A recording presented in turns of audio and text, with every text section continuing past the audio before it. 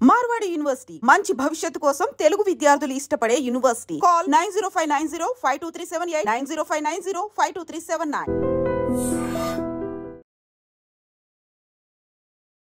Sir, హైదరాబాద్లో traffic signals తీసుకుంటే traffic violates, helmet లేదా signal jump, wrong route driving కానీ, డ్రంక్ అండ్ డ్రైవ్ కానీ, ట్రిపుల్ డ్రైవింగ్ 9 ఉంటాయండి. ఈ 9లో ఎక్కువ ఏ కేసుల మీద మీకు నమోతుంటాయి? అంటే వితౌట్ హెల్మెట్ కేసెస్ ఎక్కువ అవుతుంటుంది. అంటే విజిబుల్ కూడా ఈజీ. దీంట్లో ఏమంటే రెండు రకంగా ఉంటుంది, visible violations, non visible violations. Okay, visible violation helmet వేసుకోలేదు, triple riding, cell phone driving, wrong రూట్లో వస్తున్నారు, సీట్ బెల్ట్ పెట్టుకోకపోవడం, ఇది విజిబుల్. జస్ట్ చూస్తే తెలుస్తుంది. లైసెన్స్ ఉందా లేదా, ఇన్సూరెన్స్ ఉందా లేదా, పొల్యూషన్ సర్టిఫికేట్ ఉందా లేదా, ఇది చూస్తే తెలియదు. వాళ్ళ డాక్యుమెంట్స్ చెక్ చేయాలి. సో ఇట్లా విజిబుల్, మళ్ళీ నాన్ విజిబుల్ వైలేషన్స్ ఉంటుంది. Mostly visible violations easy to identify and easy to detect. So the without helmet cases ఎక్కువ ఉంటుంది. ఓకే, రాంగ్ డ్రైవింగ్ ఉందండి, రాంగ్ రూట్లో కూడా కొన్ని జంక్షన్స్లో వస్తుంటారు. దేనికంటే బేసికలీ టు అవాయిడ్ ఒక లాంగ్ వే అవాయిడ్ చేయడానికి ఈ జంక్షన్స్కి పీక్ అవర్స్లో ఇది ఎక్కువ ఉంటుంది. ఇక్కడ స్ట్రెచ్ ఎక్కువ ఉంది కాబట్టి షార్ట్ కట్ కోసం వస్తుంటారు. సార్, హైదరాబాద్లో ఎక్కువ యాక్సిడెంట్స్ ఎక్కడ, ఏ జోన్లో జరుగుతుంటాయి? అట్లా నార్త్, ఈస్ట్, వెస్ట్ అట్లా ఏం అంటే అట్లా వీ కెనాట్ క్లాసిఫై, బికాజ్ ఆ రోడ్స్ ఏముంది, వైడ్ రోడ్స్ ఎక్కడ ఉంది అక్కడ మనకు జరిగే ఛాన్సెస్ ఎక్కువ ఉంది. ఎందుకంటే వెహికల్ డెన్సిటీ తక్కువ ఉంటుంది, ఆ టైంలో జరిగే ఛాన్సెస్ ఉంది.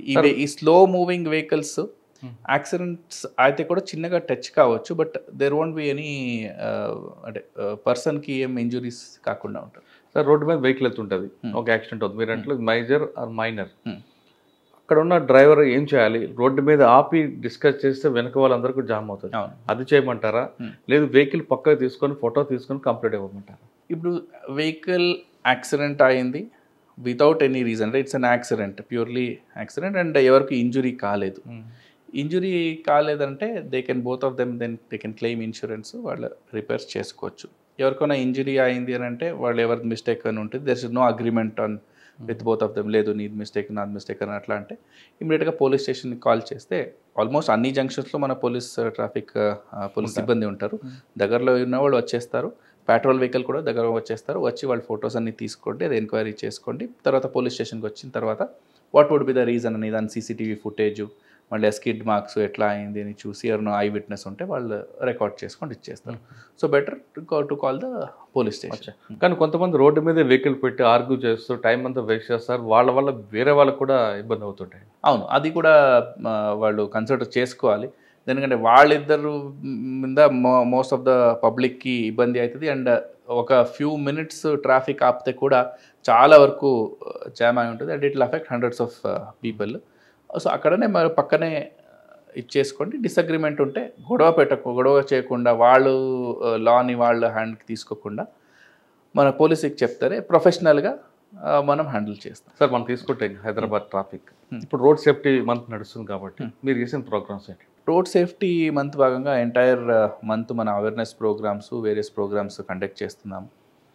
ఆల్ సెక్టర్స్ని టచ్ చేయడానికి ట్రై చేస్తున్నాము. ముఖ్యంగా అవేర్నెస్, యూత్లో అవేర్నెస్, మనకు ఆర్గనైజ్డ్గా అంటే ఈ ఆటో డ్రైవర్స్ ఉండొచ్చు, వేరే బస్ డ్రైవర్స్ ఉండొచ్చు, వీళ్ళందరికీ అవేర్నెస్ క్రియేట్ చేయడము. అట్లనే పబ్లిక్లో అవేర్నెస్ క్రియేట్ చేయడము, హెల్మెట్ డ్రైవ్స్, ఈ స్పెషల్ డ్రైవ్స్ తీసుకోవడము, రాంగ్ డైరెక్షన్లో వచ్చేవాళ్ళకి కానీ, ఇట్లా వేరియస్ మెకానిజమ్స్ మనం ఏమంటే ఆల్ సెక్టర్స్ని టచ్ చేయాలి. అందరిలో కూడా ట్రాఫిక్ అవేర్నెస్ రావాలి. సో నేను ముందే చెప్పినలాగా మన ట్రాఫిక్ డిసిప్లిన్ అందరికీ ఉంటే చాలా వరకు మనము ట్రాఫిక్ జామ్స్ అనేది ఏముంది దాన్ని మనము అవాయిడ్ చేయవచ్చు. మీకు ఒక ఎగ్జాంపుల్ చెప్పాలంటే, ఒక రోజు నైటు చాలా జామ్ అయింది, ఆల్మోస్ట్ మనకు 10 o'clock ట్రాఫిక్ 12 o'clock వరకు అయింది. అదన్నీ ఈవెంట్ అయిన తర్వాత అప్పుడు క్లియర్ చేసిన తర్వాత ఏమైంది అనలైజ్ చేసాము. ఒక స్మాల్ కనెక్టింగ్ రోడ్ ఉంది బిట్వీన్ 2 big roads. ఈ స్మాల్ కనెక్టింగ్ రోడ్లో ఒక వైపు వర్షం వచ్చి కొంచెం వాటర్ లాగింగ్ అయింది. ఈ రోడ్లో వెళ్ళాల్సిన వాళ్ళు మీడియం దాటి రాంగ్ రూట్లో తీసుకున్నారు. వీళ్ళు రాంగ్ రూట్లో తీసుకున్నారు, ఇక్కడ నుంచి వచ్చేవాళ్ళు ముందు నుంచి వచ్చారు. వాళ్ళ అన్ని వెహికల్స్కి ఇప్పుడు బయట వెళ్ళడానికి ప్లేస్ లేదు.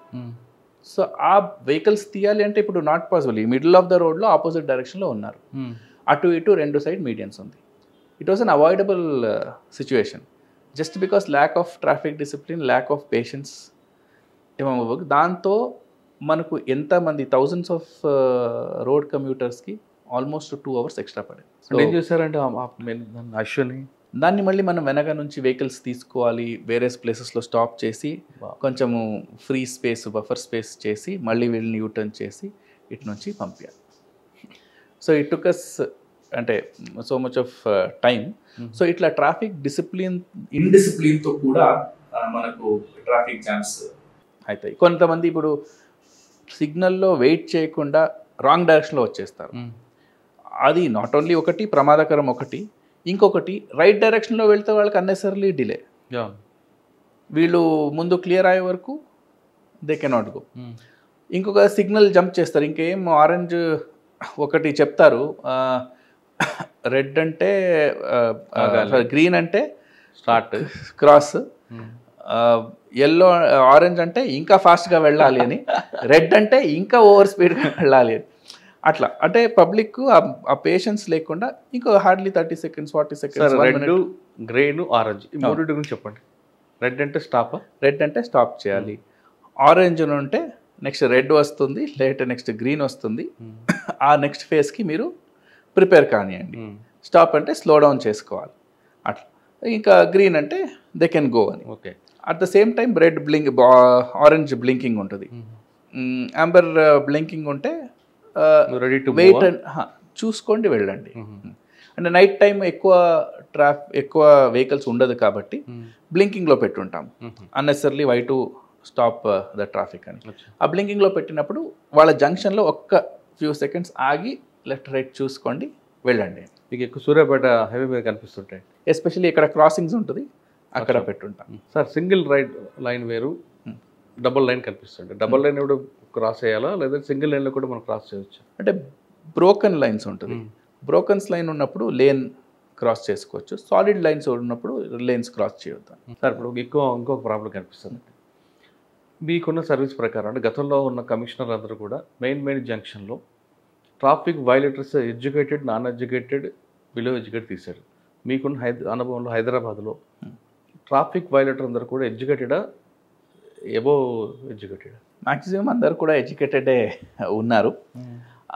అఫ్కోర్స్ అంటే కొంతమంది అనుకుంటారు వాళ్ళకి ఏం తెలియకుండా వాళ్ళు చేస్తున్నట్టు, బట్ వాళ్ళు ఎవరు వైలేటర్స్ ఉన్నారు వాళ్ళు అన్నీ తెలుసు, వెల్ ఎడ్యుకేటెడ్, వాళ్ళ తరఫు నుంచే ఎక్కువ వైలేటర్స్ ఉన్నారు, విచ్ ఇస్ అన్ఫార్చునేట్. ఇంకా ట్రాఫిక్ తర్వాత మీకు ఇష్టమైన సబ్జెక్టు సైబర్ క్రైమ్.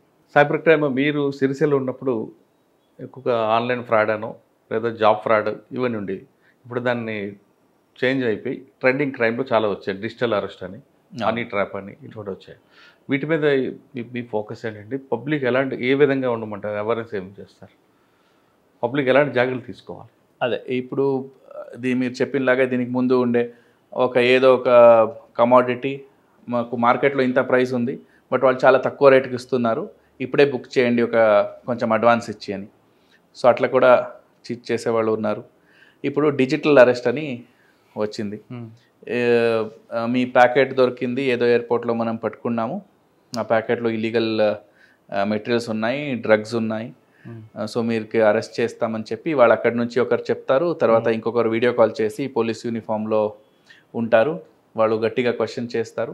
అట్లా చాలామంది మోసం పోతున్నారు. ఫస్ట్ ఆఫ్ ఆల్ ఏమంటే మనము ఆఫ్లైన్ వరల్డ్లో ఎంత జాగ్రత్తగా ఉంటాము, ఎవరైనా వచ్చి ఏమైనా చెప్తే ఒక 10 క్వశ్చన్ అడుగుతాం వాళ్ళకి. బట్ అదే ఆన్లైన్ అయితే ఎందుకో పబ్లిక్ ఇమీడియట్గా వీక్ అయిపోతున్నారు, ఇమీడియట్గా సబ్మిట్ అయిపోతున్నారు. సో అట్లా కాకుండా మనము జాగ్రత్తగా ఉండాలి, ఎవరు అవసరం లేదు. అలాంటి సిచ్యుయేషన్ ఉంటే నియరెస్ట్ పోలీస్ స్టేషన్ అడగొచ్చు, ఇట్లా అంటున్నారు నిజమా కాదా ఫైండ్ అవుట్ చేయండి అని. ఎవరో ఫోన్ చేస్తే, ఎక్కడి నుంచో ఎవరో ఫోన్ చేస్తే మనం ఇమీడియట్గా వాళ్ళకి సబ్మిట్ అయ్యి మన డీటెయిల్స్ అవసరం లేదు. ఫిజికల్ అరెస్ట్ ఉంటుందా, డిజిటల్ అరెస్ట్ ఉంటుందా? ఫిజికల్ అరెస్టే ఉంటుంది, డిజిటల్ అరెస్ట్ కూడా పోలీసే చేస్తారు. అది కూడా పోలీసే చేస్తారు, చేసి రీజన్స్ చెప్తారు. చేయడానికి ముందు మీ ఫ్యామిలీ మెంబర్స్ ఫోన్ నెంబరు, వేరే ఎవరికో ఫోన్ నెంబర్ మీరు ఫోన్ చేయాలి, ఎవరికి చెప్పాలంటే అవన్నీ ప్రొసీజర్ ఫాలో చేస్తారు. వాళ్ళ ఐడి కార్డు ఉంటుంది, యూనిఫామ్లో ఉంటారు. లోకల్ ఆఫీసర్స్ ఉంటారు, లోకల్ ఆఫీసర్ సపోర్ట్ ఉంటుంది వేరే దగ్గర నుంచి వచ్చి ఉంటే.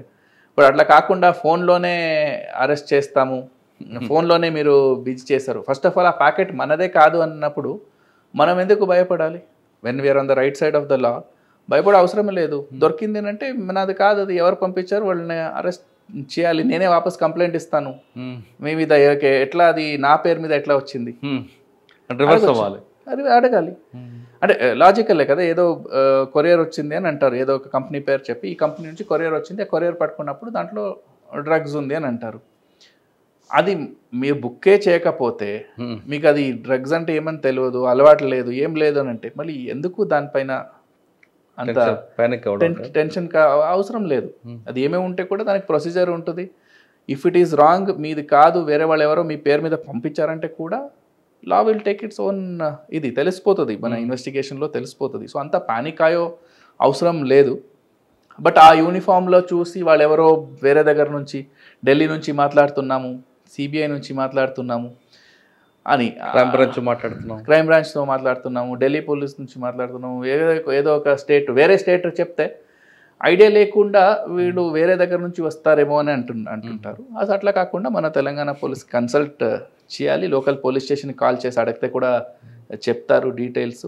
అట్లాంటి ఏమైనా ఉంటే లోకల్ పోలీస్ స్టేషన్కి ఫస్ట్ ఇన్ఫర్మేషన్ వస్తుంది. సార్ హనీ ట్రాప్ అది కూడా ఇప్పుడు ఆన్లైన్ ఎవరో పరిచయం అయ్యారు వాళ్ళకి, ఇప్పుడు ఆఫ్లైన్ ఫ్రెండ్స్ అంటే వాళ్ళు ఎవరు ఏంటి, ఎక్కడి నుంచి వచ్చారు, మళ్ళీ ఇంటరాక్షన్ ఏమైనా ఉంటుంది. ఆన్లైన్ ఉన్నప్పుడు ఏ ఫోటో ఉంది వాళ్ళ కాదా ఫస్ట్ ఆఫ్ ఆల్ తెలియదు, తర్వాత వాళ్ళు పరిచయం ఉండరు, ఎక్కడ ఉన్నారని అడ్రస్ తెలియదు, ఏం తెలియదు, అది ఎవరు హ్యాండిల్ చేస్తున్నారో తెలియదు. సో ఇట్లా చాలామందికి ఈ ఇట్లా ఫ్రెండ్ రిక్వెస్ట్ పంపించడము, ఫ్రెండ్షిప్ కావడము, తర్వాత వాళ్ళతో మాట్లాడడము, ఫొటోస్ షేర్ చేసుకోవడము, ఇవన్నీ కూడా నడుస్తుంది. దాంతో తర్వాత హనీ ట్రాప్ కూడా అవుతున్నారు. కొన్ని ఆ వీడియో కాల్స్ కూడా